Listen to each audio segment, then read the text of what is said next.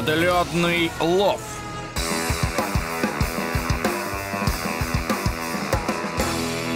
Вот он мой свежепойманный внедорожник. Утопили и спасли.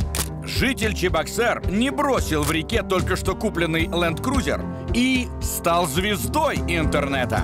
Ну что, давайте что тогда? А, вон, я вижу фару, вон.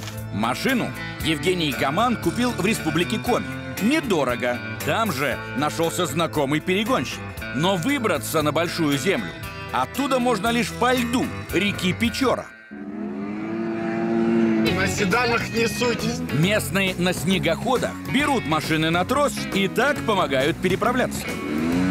В этот раз лед не выдержал 3-тонный внедорожник. Позвонил мне перегонщик и сказал, что машина ушла под лед. Ну и первая мысль была какая: в любом случае нужно ехать, вытаскивать его. Место, где на 4 метра нырнул крузак, нашли по вмерзшему тросу. Придется ждать весны и помощь плавучего крана.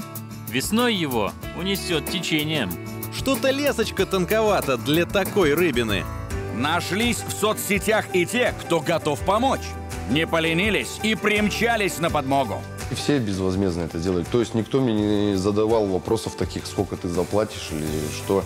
То есть мы вместе жили, вместе там, грубо говоря, ели. На том же льду тушенку жарили. 2 дня из бревен строили кран.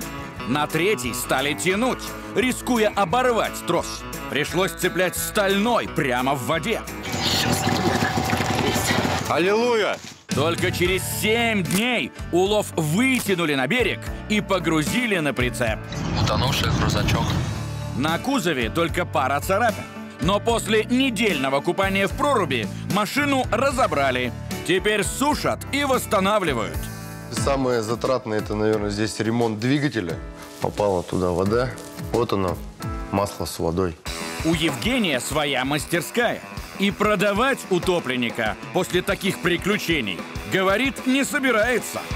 С этим трофеем у меня много чего связано. Появились новые друзья. Я думаю, восстановлю и буду дальше ездить на нем. К Евгению и его бурлакам теперь обращаются за советами. Слишком уж коварна эта переправа по льду Печоры.